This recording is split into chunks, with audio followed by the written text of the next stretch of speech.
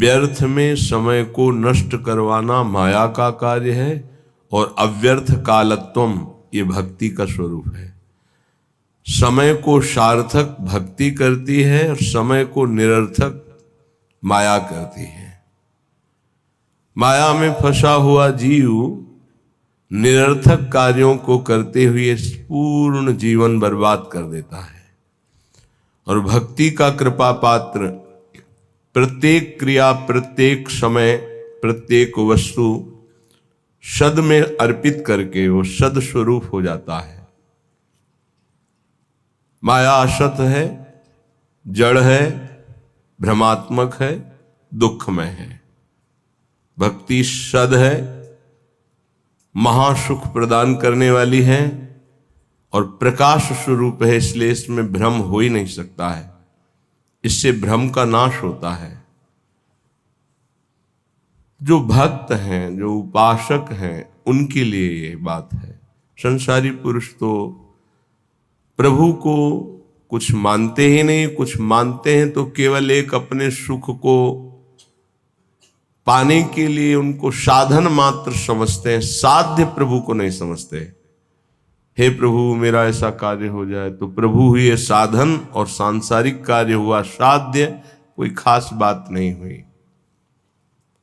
यहां भगवत प्राप्ति की जो चर्चा है उसमें है साधन संपूर्ण विषयों को बना ले, क्रियाओं को बना ले, वृत्तियों को बना ले और साध्य प्रभु को माने। यहां से प्रारंभ होता है भगवत मार्ग। नहीं, उसे हम भगवत मार्ग नहीं कहते हैं। जो केवल सांसारिक भोगों को, सांसारिक पदों को, सांसारिक वस्तुओं को सत्य मानता है और सुन सुनाकर कहीं ना कहीं प्रभु से इतनी आस्था रखता है कि हमारी सांसारिक कामनाओं की पूर्ति हो जाए, वो विषयी साधक है, उसे अभी परमार्थिक नहीं कह सकते। यद्यपि भगवान उसे उदार ही कहते हैं। जैसे पिता से कोई मांगे तो पिता दुलारवश कहता है, तुम्हें धन्यवाद, तुमने हमारी मर्यादा रखी, किसी और से न मांगकर हम ही से मांगा। इसी तरह प्रभु कहते हैं उदार है, आर्त या अर्थार्थी या जिज्ञासु। पर ज्ञानी को अपनी आत्मा कहा है। ज्ञानी अर्थात जो ये जान गया है कि संपूर्ण संसार एकमात्र सत्य परमात्मा है, प्रभु है और मेरे जीवन का लक्ष्य उसी प्रभु को प्राप्त करना है। ये भूल भुलैया के मार्गों को कहीं धर्म नहीं कहा जाता। त्यज लोक धर्मान, लोक धर्मों का त्याग करने की बात कही गई, ये भूल भुलैया है। श्री भगवान जगत गुरु हैं, वही कह रहे हैं सर्वधर्मान परित्यज्य माम एकम शरणम व्रज। मेरी एक शरण में हो जाओ। मनुष्य जीवन का लाभ शरण में हो जाना है। शरणागति का तात्पर्य है तदर्पिता अखिलाचारिता तद्विस्मरणेन परम व्याकुलते। एक एक आचरण प्रभु के अनुकूल हो और निरंतर प्रभु का स्मरण हो। स्मरण में थोड़ा भी विस्मरण बर्दाश्त न हो, यही जीवन का परम लाभ है।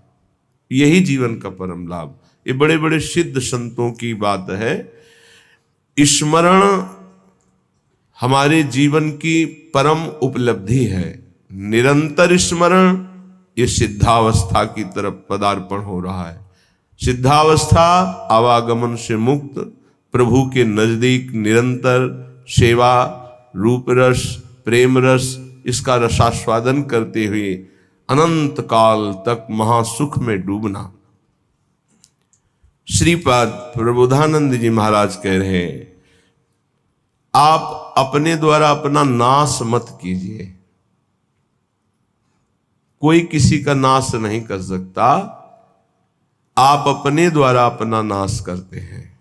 अगर कोई ये कहे कि किसी ने शाप दे दिया, उसका नाश हो गया, तो उस शाप में उसका कर्म ही प्रधान है, ना कि किसी का शाप।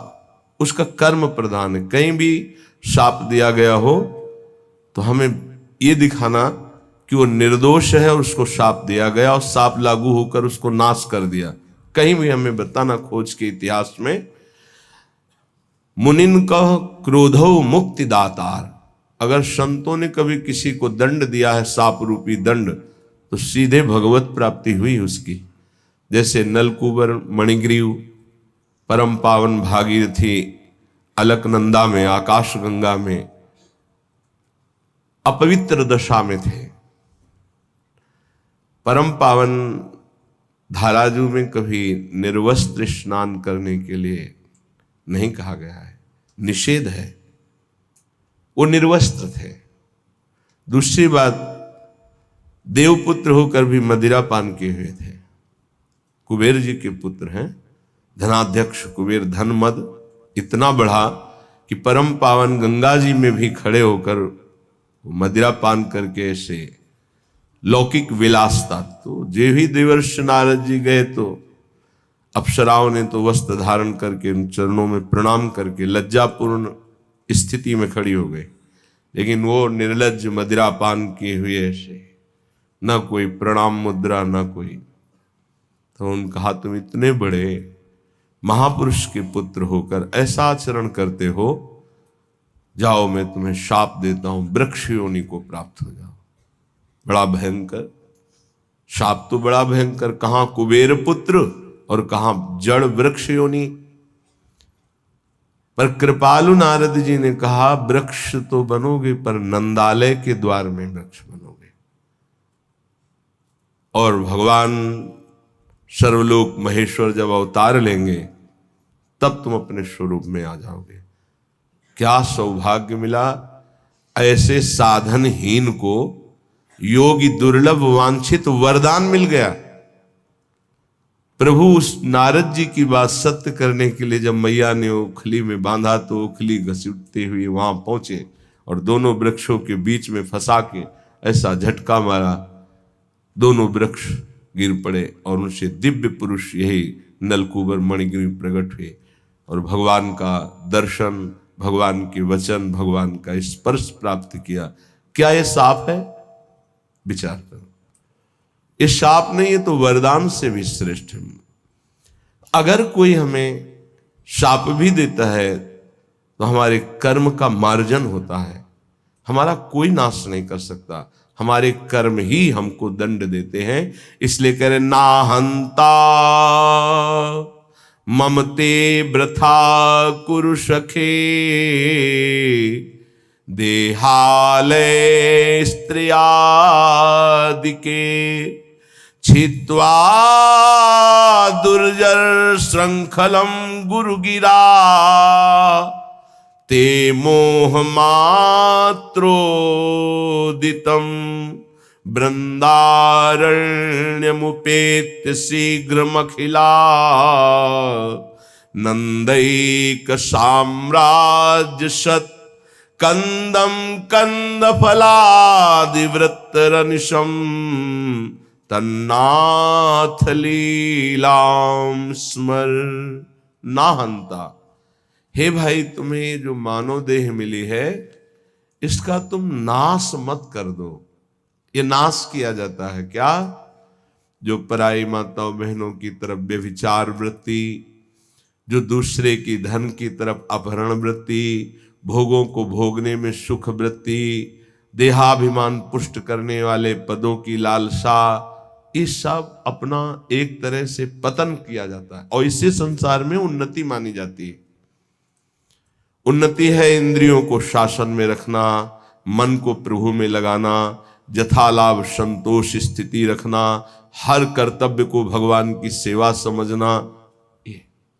हम अपने द्वारा अपना नाश ना करें, ना हंता, अपना नाश मत करो। कोई तुम्हारा बाल बांका नहीं कर सकता, तुम्हारा कर्म ही तुमको दंड देता है। किसी व्यक्ति की बुद्धि में बैठकर या कोई घटना रूप या तुम्हारे शरीर में रोग रूप या परिस्थिति रूप तुम्हारा कर्म ही तुम्हें दंड देता है। विश्वास कर लो, कोई दूसरा त्रिभुवन में नहीं है जो तुमको कष्ट दे सके। इसलिए जो तुम्हारा देह है, जो घर है, जो स्त्री पुत्र आदि हैं, वृथा में इनमें अहम और मम बुद्धि करके अपना नाश मत करो। बहुत से परिवार तुमने छोड़ दिए हैं। योग वाशिष्ठ में प्रसंग आता है चूड़ाला जी का, और भी बड़े महापुरुषों का आता है। वो सरस्वती की उपासना करती थी एक रानी। जब उसके पति युद्ध में मारे गए राजा तो बहुत विकल हुई, तो अपनी प्रिय सखी सरस्वती जी का स्मरण किया, आकाश स्थित हो गई और उसने कहा मेरा सहयोग करो, मैं इस समय बहुत व्यथित हूं, मुझे ऐसा ज्ञान प्रदान करो जिससे मैं अपने पति के वियोग को सह सकूं। मुस्कुरा दिया सरस्वती जी ने और कहा तुम मुझे अपनी सखी कहती हो, फिर दुखी हो रही हो, कितने तुमने परिवार छोड़े तुम्हें पता है? बोले नहीं, मुझे तो यही लग रहा है मैं पहली बार जन्म लिया हूं, ये मेरा पति है ऐसा। आओ, तो उनका सूक्ष्म शरीर उनके साथ हो गया, स्थूल वहीं गिर गया। कितने जगह ले गई, ये देखो पूर्व जन्म के तुम्हारे अमुक अमुक नाती पोता परिवार, ये देखो यहां तुम पिता थी, यहां तुम पुत्र थे, इस घर में तुम अमुक थे, याद आ रहा है तुम्हें? तो सरस्वती जी ज्ञान देती जा, हाँ हाँ हाँ।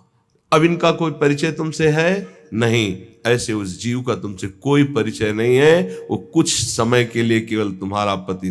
बहुत बड़ी ज्ञानी सिद्ध महापुरुष हुई, योग वाशिष्ठ में बड़ी विशुद्ध चर्चा ज्ञान की है। ज्ञान मोह का नाश करता है, उसका मोह नष्ट हो गया। ये जो हमें मिला हुआ परिवार है केवल भगवत प्राप्ति के लिए मिला हुआ है। गृहस्थ धर्म और विरक्त धर्म अलग अलग मर्यादा है।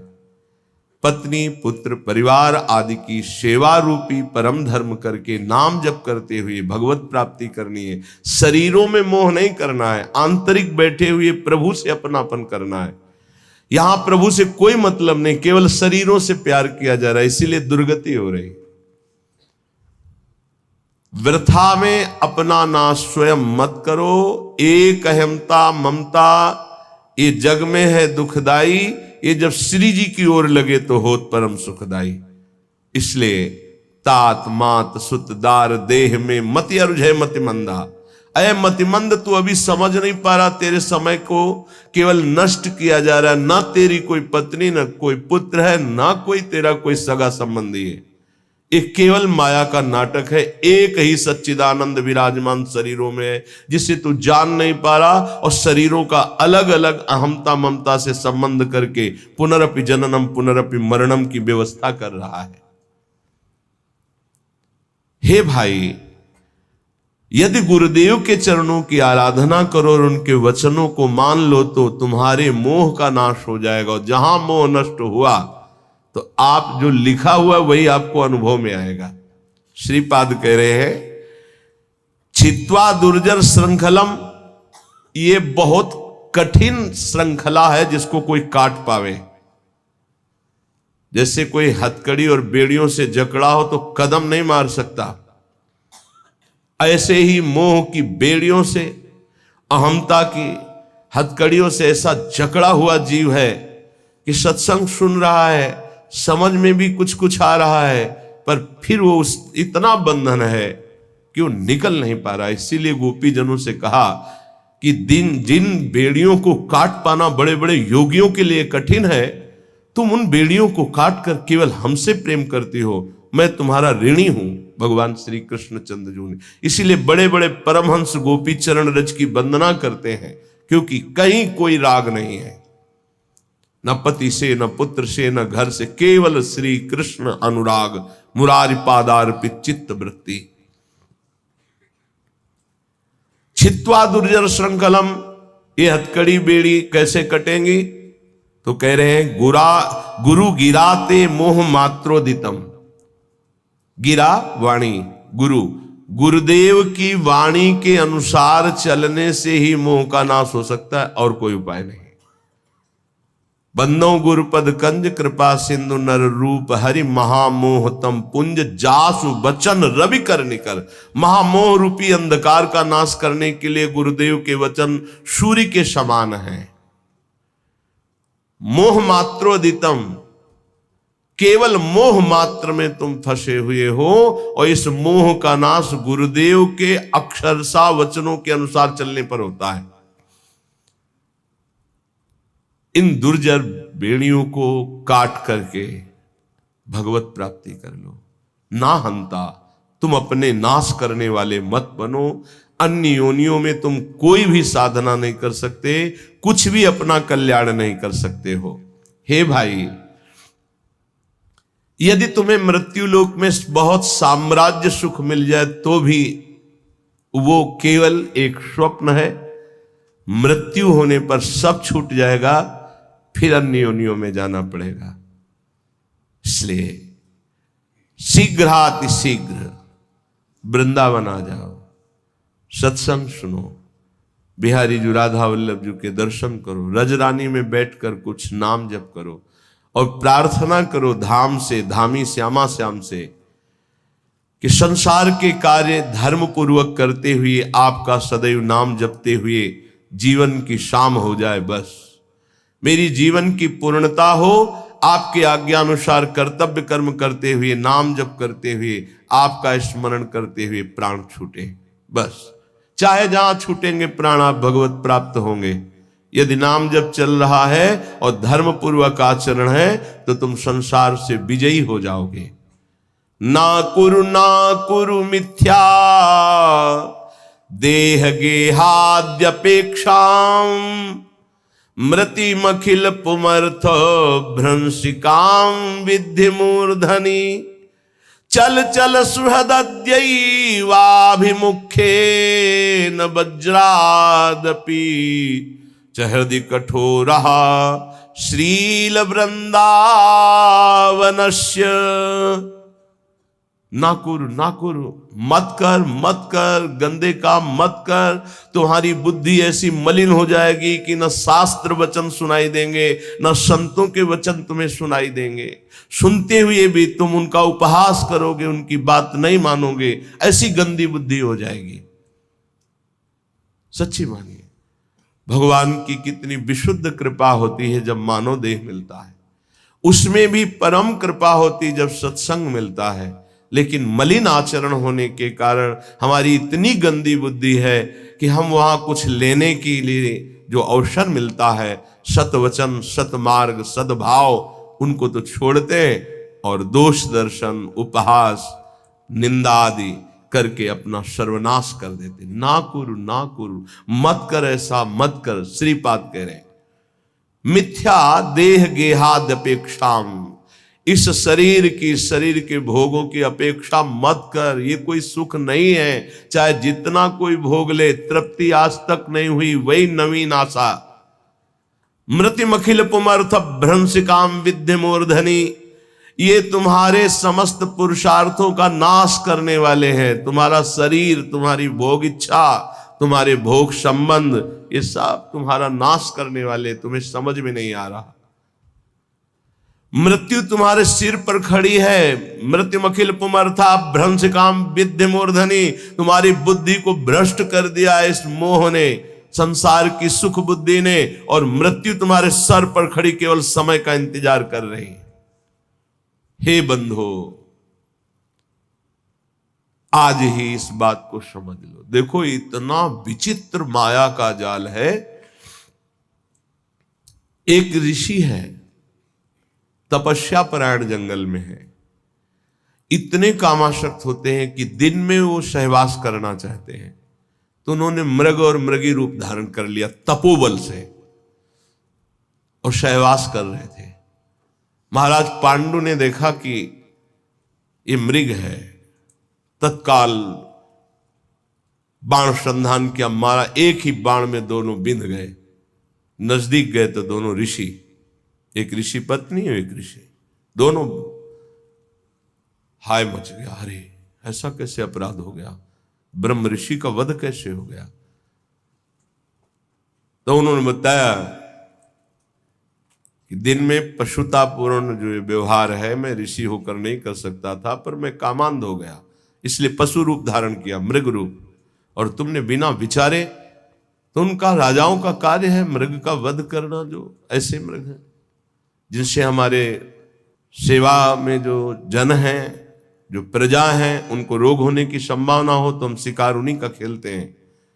इसलिए मैंने मारा, तुम्हें कोई ऋषि मान के थोड़ी मारा है। तो उन्होंने कहा मुझे तो मेरे कर्म का फल मिल गया। इससे प्रतीत होता है कि विकार कितने प्रबल हैं। इतना बड़ा महात्मा जो अपने आप को एक क्षण में मृग के रूप में परिणित कर सकता है, वह अपने काम को नहीं रोक पाया और वो सहवास सुख में मगन है कि मृत्यु ने मार दिया। यहां कह रहे हैं मृत्यु मखिल पुमर्थ भ्रंशिकाम विद्य मूर्ति, तेरी बुद्धि को भोगों ने भ्रष्ट कर दिया है, पर तुझे यह पता नहीं कि मृत्यु तेरे सिर पर खड़ी है। हम बड़े आनंद में मगन हो रहे, किन्हीं भोगों में, किन्हीं विलासिता में, और मृत्यु एक एक सेकंड गिन रही है। ये सेकंड गया, ये सेकंड गया, ये से, और ऐसा प्रहार करेगी फिर तुम्हारे पास कुछ भी बनाने के लिए समय नहीं रहेगा। मन पछते ही है और शर्मिते। इसलिए कह रहे चल चल सुहृद दैवाभिमुखेन वज्रादपि च हृदि कठोरः श्रील वृंदावनस्य। कठोर कर ले अपने हृदय को वज्र के समान, किसी के भी मोह भरे आंसुओं में मत फंस, और सत्संग सुन और चल चल भगवत मार्ग में चल। गृहस्थ धर्म में रहते हुए, परिवार का पोषण करते हुए, नाम जप करते हुए, भगवत कथा गायन, भगवत कथा श्रवण, भगवत नाम कीर्तन, ये है चल चल चल। भगवत मार्ग में चल, गंदे मार्ग में ना करो। ऐसा कार्य मत कर, ऐसा मत करके तू अपना नाश कर ले। देखो महापुरुष जन करुणा करके कह रहे हैं, वो तो भगवत प्राप्त है, उनको क्या फर्क पड़ता है, तुम माया में लगो या प्रभु में लगो। पर एक विशेष संतों के हृदय में प्रियता होती है, वही प्रियता डांटती है, मत कर, ऐसा मत कर, कठोर हृदय बन, इनके आंसुओं पे मत आ, सतमार्ग पे चल। चलो तुम ऐसे परिवार में हो जहां कलह हो सकती, तिलक मत लगाओ, मत कंठी बांधो, मत ठाकुर सेवा विराजमान करो, पर अंदर अंदर रो रो कर पुकार सकते हो, राधा राधा। अंदर ही अंदर कोई जाने ना, भगवत प्राप्ति हो जाएगी। बात मान लो, भगवत प्राप्ति के लिए हम अपने जीवन को अन्य कोई आश्रय, अन्य कोई संबंधों में नहीं खोने वाले। भगवत प्राप्ति के लिए हमारा जीवन है। अब हम भगवत प्राप्ति करके रहेंगे। अगर हमारे ऊपर ऐसा शासन है कि हम बाहरी भागवतिक रूप नहीं धारण कर सकते तो ना धारण करो। झगड़ा कलह नहीं करना, पर राधा राधा करने में कौन जान पाएगा? चुपचाप अंदर ही अंदर राधा राधा। रावण कभी नहीं जान पाया कि विभीषण इतने महान भागवत हैं। जानने की भी कोशिश की तो भी नहीं जान पाया। ऐसी चतुरता से भजन किया, और पूरे भवन में लिखा हुआ था राम राम राम, राम नाम अंकित ग्रह शोभा। हनुमान जी महाराज ने यही देखकर अंदर प्रवेश किया कि लंका निश्चर निकर निवासा, यहां कहां सज्जन कर वासा, यहां साधु कैसे हो सकता है? क्योंकि साधु के ही मकान में भगवान नाम अंकित होते हैं, यहां साधु कैसे हो सकता है? राम राम। सूचना रावण के पास पहुंची थी कि राम राम लिखे हुए हैं, ये क्या है? आपका भाई है, महामंत्री पद में भी है, लेकिन आपका विरोधी है। गया मंदोदरी कहे ये कैसे? उनका प्रभु हम ये किसी और का नाम नहीं लिखे, आप और रावण, रा मंदोदरी मां राम। बड़ा प्रसन्न हुआ, है सब गलत कहते, मेरा भ्राता मुझे बहुत प्रेम। भक्त कभी झगड़ा नहीं करता है। लात मारा तो भी झगड़ा किया क्या? तुम पितु सरिस भले ही मुहि मारा, राम भजे हित ना। अब खुल के बात होने लगी। पहले आग को बढ़ाओ, अंदर भक्ति की आग को, और जब इस कोट की आग, फिर सब भस्म हो जाएगा, कोई तुम्हें छू नहीं सकेगा। 5 वर्ष के प्रहलाद जी का त्रिभुवनपति महाबलशाली हिरण्यकश्यप तनिक भी बाल बांका नहीं कर पाए। वही भगवान हमारे भी है। प्रहलाद जी के ही केवल नहीं, हमारे भी हरि है। इसलिए अपने भाव को छुपाकर पहले चिंगारी को ज्यादा प्रकाशित करोगे तो एक बूंद पानी में बुझ जाएगी। लेकिन जब ज्वाला हो जाएगी, हाँ, तो एक आग होती है जो समुद्र में भी पैदा हो जाती है, बड़वानल। आप देखो, हमने देखा है कि जल से भी आग निकल रही है ऐसे, वो जैसे ज्वालामुखी ना, तो जल से भी हमने देखा कि ऐसे लाल एकदम आग की लपटें निकल रही हैं। बड़ा विचित्र भगवान का खेल। जल भी नहीं बुझा सकते, जल में ही तो बड़वानल पैदा होता है, समुद्र में ही। ऐसे ही तुम्हारे हृदय में जब भक्ति का बड़वानल आ जाएगा तो पूरा संसार खिलाफ हो जाए तो भी कुछ नहीं बिगड़ने वाला। इसलिए अपनी भक्ति को जो चिंगारी हुई है उसे छुपाओ और बढ़ने दो, उसे बढ़ने दो। बाहरी कुछ ऐसा मत करो, यदि विरोध हो रहा है अंदर ही अंदर इतना बढ़ा लो कि फिर ताल ठोक के मैदान पे आ जाओ। काम, क्रोध, लोभ, मोह, मद कोई भी परास्त नहीं कर सकता। फिर हरि हर समय तुम्हारे नेत्रों में बसे रहेंगे, पर हमें जीवन खोना नहीं है। श्रीपाद कह रहे हैं, हृदय कठोर, कठोर हृदय बना लो। तुम्हें कोई गाली दे, अपमान करे, तिरस्कार करे, बिल्कुल अंदर हलचल मत पैदा होने दो। राधा राधा राधा राधा, निकल जाओगे। अद्यैव मूर्ख चल सर्वमिदं विहाय, वृंदावनाय सकलार्थ सुरद्रुमाय, श्री राधिका सुरतनाथ विशुद्ध भाव, शत्रायमैव कुरुकृत्य समाप्त्यपेक्षा। भाई, ये सब तुम्हें अंत में छोड़ देंगे, तुम सबको छोड़ दोगे। ये बार बार इसीलिए समझा रहे हैं, यहीं फंसे हैं। यही वो गांठ है जिससे हम निकल नहीं पा रहे।